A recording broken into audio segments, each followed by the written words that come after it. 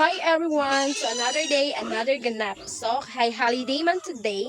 So, nanapod ko diri sa amo ang Little Farm. So, manglalog na ko sa amo ang backing and sa mga baboy. And syempre sa mga chickens. Tara mga chickens. So, but before that, tanong sana ko ang backing na mo ang among baboy. So, tara! Hi! Grabe! Grabe na kayo mukha. Ay, 1 month pa lang galing mo, big na kayo mo.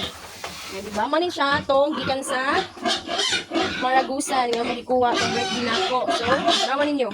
Naku na kayo sila. Pwede na sila malitsyon. So, as you can see. So, manin siya. Is it? Gabi mo makabig. Thank you, Lord. God bless po. Para kong duwa ako. Sa Maragusan po niya sila.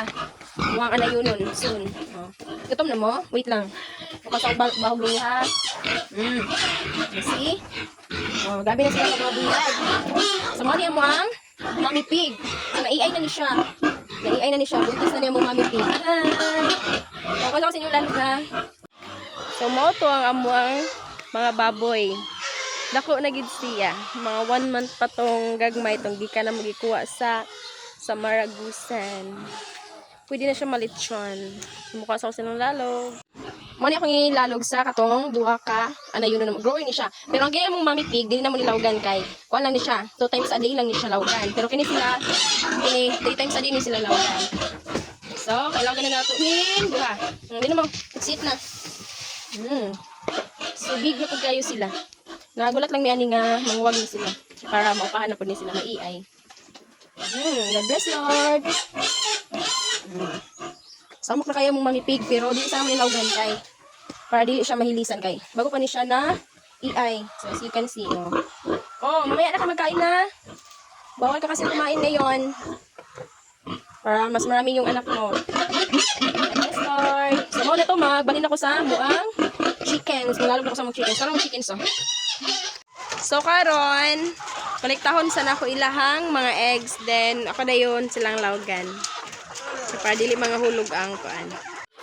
Mao ni sila. So, may mga chickens. So, naray lang mga eggs. So, kaya nahodlan ng tag 3. Kaya may kadala tora sa balay. So, kini lang atong sudlan.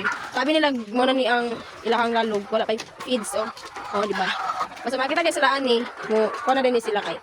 Muna nila ilahang lalog. So, balik ko ninyo sa pag-collection sa mga eggs nila. Tara.